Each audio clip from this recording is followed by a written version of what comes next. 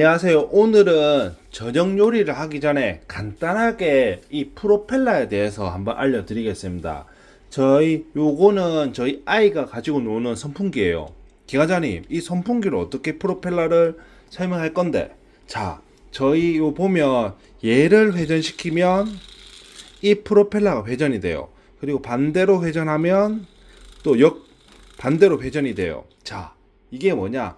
요렇게 시계 방향으로 회전했을 때는 전진, 반시계 방향으로 회전했을 때는 후진. 자, 그럼 선박은 어떻게 되는데? 선박보다는 먼저 이 손으로 회전 에너지가 이 프로펠러를 회전 에너지로 해서 추진을 시키는 거예요. 근데 선박은 뭐예요? 선박은 주기간의 왕복 운동을 이제 이 회전 운동으로 바뀌어 가지고 이 프로펠러를 회전을 시켜요. 이게 보통 뭐 자동차선, 뭐 DF 엔진, 벌크선, 컨테이너선. 근데 이게 내연기관, 외연기관도 있어요. 외연기관. 보일러 물을 팔팔팔팔팔팔 끓여요. 보일러에서 물을 팔팔팔팔 끓여서 스팀을 만들어요. 그 높은 스팀을 터빈을 돌려가지고 이제 얘를 프로펠러를 돌려요. 요게 이제 스팀 터빈. 그리고 가스 터빈. 이 가스 터빈은 물을 안 끓여.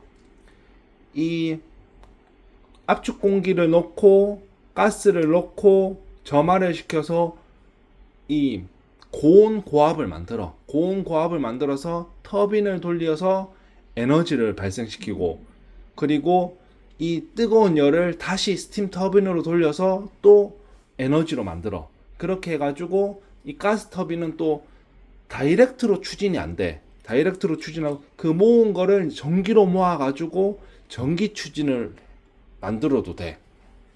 자, 그러면 오늘 뭐 할래? 오늘 이제 프로펠러 한다 했잖아요. 자, 이 프로펠러는 1엽, 2엽, 3엽 이 세 개의 프로펠러가 있잖아요. 자, 이게 프로펠러의 개수, 엽이라거든요. 1엽.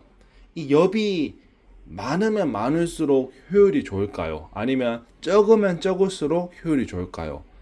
정답은 이 프로펠러 날개가 적으면 적을수록 효율은 좋아요. 그래서 어떤 데 유튜브 보니까 그 비행기야. 프로펠러 비행기인데 이 엽이 하나밖에 없어. 난 이게 되게 신기한 게 이 엽 하나면 발란싱을 어떻게 맞출 건가? 이게 정말 궁금했거든요. 그래서 보통 비행기 같은 경우에는 2엽 아니면 뭐 많으면 3엽. 그러면 효율이 좋으면 1엽으로 하면 되잖아. 근데 여기는 이 선풍기는 7엽이에요. 7엽. 아니 이 쪼매난 배터리에 효율도 안 좋게 하면 이거 조금만 쓰다가 바로 배터리 달잖아. 자, 이거는 이제 또 다른 걸 생각해야지. 우리는 효율만 생각하면 안 되잖아요. 이 한 바퀴를 돌렸을 때 얼마만큼 배가 갈 수 있는데, 이거는 이제 날개가 많을수록 이 추력이 더 많이 발생해. 그러니까 이 날개 한 개 있는 것보다 날개 세 개가 한 바퀴 돌았을 때 피치가 더 길다. 근데 효율은 떨어지지만 파워는 많이 생긴다.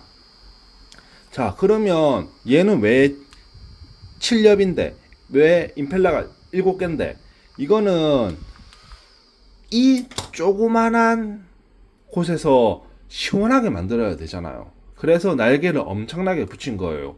차라리 이따만하게 만들고 아니면 날개를 길게 한 두세 개만 해도, 세 개 정도, 네 개 정도는 해요. 보통 가장 효율이 좋은 거는 이 선풍기 같은 거는 3엽이에요. 3엽. 얘를 길게 하고 3엽으로 하면 되잖아. 그러면 들고 다니기가 힘들잖아.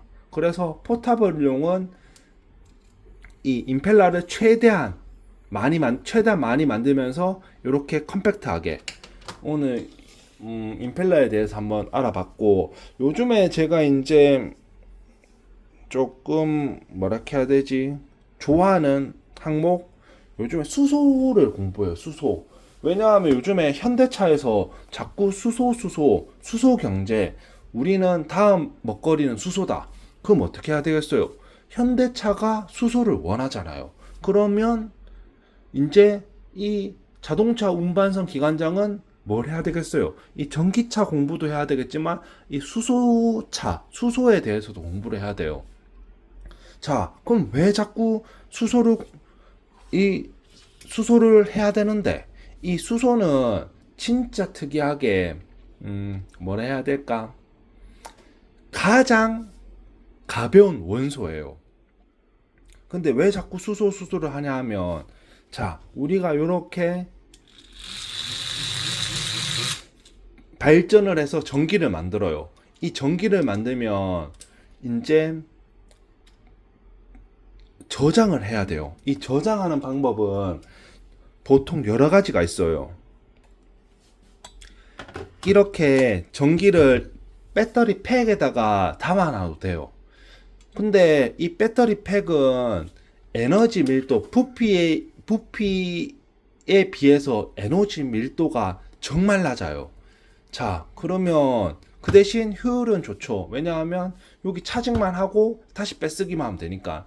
보통 차징할 때 한 10%가 소모가 되고 또 방출할 때 한 10%가 소모가 돼서 80% 효율을 나타나요.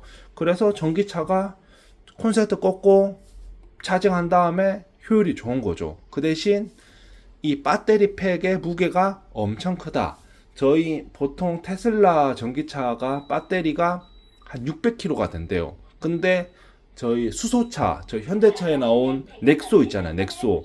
걔는 이제 이 배터리 팩이 아니고 스탯에 가스통을 달아놓은 거거든요. 이 스탯이라는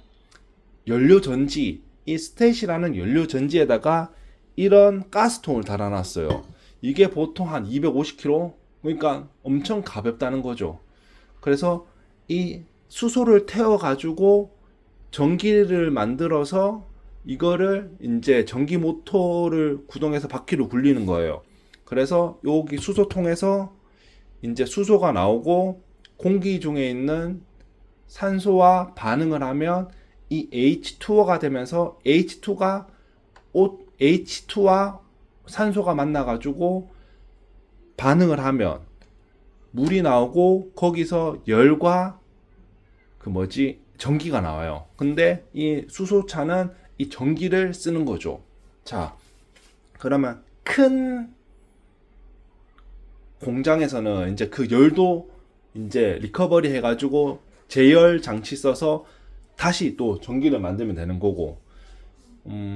그래서 요즘에 넥소는 스텝, 그리고 현대차에 또 25톤짜리 트럭에는 이제 수소 트럭 있잖아요. 그거는 넥소 엔진에 그 스탯에 2배짜리를 엔진을 장착한 거예요. 연료 전지를. 그렇게 하고 이제 가스통을 겁나게 크게 해놓은 거죠.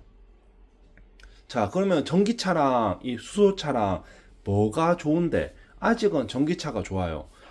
컴팩트한 승용차 같은 거는 전기차가 아직 좋아요. 하지만 대형차일수록 이 배터리 팩을 무제한으로 넣을 수 없거든요. 그리고 이제 한국은 이 40톤, 차 중량이 40톤이 되면 안 된대요. 그래서 무제한으로 배터리를 적재해서 멀리 가게 만들지는 못하고, 아무리 고속 충전을 한다 해도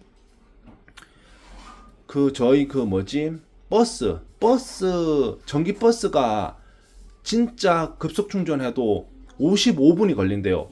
이게 100% 충전이 아니라 거의 98% 하는데 55분이 걸린대요. 근데 수소버스가 있는지 모르겠는데, 수소차 같은 경우에는 5분이면 주유가 끝난대요. 수소 차징이 끝난대요. 그래서 그런 거. 그리고 이제 만약에 장거리를 갈 때, 우리 선박 같은 경우에는 거의 벙커링을 한 달 반, 한 달 만에 한 번씩 하잖아요. 그렇게 하려면 배터리 팩이 엄청나게 필요하잖아요. 그리고 빨리 충전이 안 되니까. 그래서 수소를 쓸 거다. 그럼 배에서는 어떻게 할 건데? 배에서도 요즘에 연료 전지는 아직까지 큰 선박에 상용화가 안 돼서 이제 가스터빈을 써서 할 건지, 아니면 지금 수소 엔진은 어차피 LNG랑 비슷해서 수소 엔진이 나올 수도 있는데, 뭐 이렇게 디젤 DF 엔진으로 갈 건지 아니면 메탄 CH4에다가 수소를 조금 더 섞어서 이 탄소를 그나마 적게 만들 건지 뭐 그런 게 요즘에 되게 많더라고요. 그래서 요즘에 그래서 연료 전지 같은 것도 한번 개념을 알아보고 뭐 수소에 대해서 요즘에 책도 좀 많이 읽고 있습니다. 그래서 기관장님은 무슨 책을 읽는데 TV에서 나오는 요거 도서관에서 빌려서 봤는데 요게 이제 조금 이해가 쉽고요. 요거는 이해가 조금 어려워요. 그래서 요거는 좀 더 읽어보고 있습니다. 그래서 이게 그래 뭐 2050년에는 무조건 수소야 라고는 모르겠지만 이제 시대가 바뀌면서 이 탄화수소는 없어질 거고 어떻게 대체 연료로 할 건지에 대해서 한번 알아봤습니다. 그리고 또 수소가 중요한 이유가 만약에 저기 독일에서 재생에너지로 전기를 만들었어요. 이 전기는 안 쓰거나 무조건 모아야 되거든요. 빨리. 아니면 다 날아가 버리니까. 그래서 이거를 어떻게 수소로 만든 다음에 이 수소를 수소 운반선에 실어서 우리 한국으로 오게끔 뭐 이런 식으로 하는 것도 있더라고요. 오늘 이렇게 시청해 주셔서 감사합니다.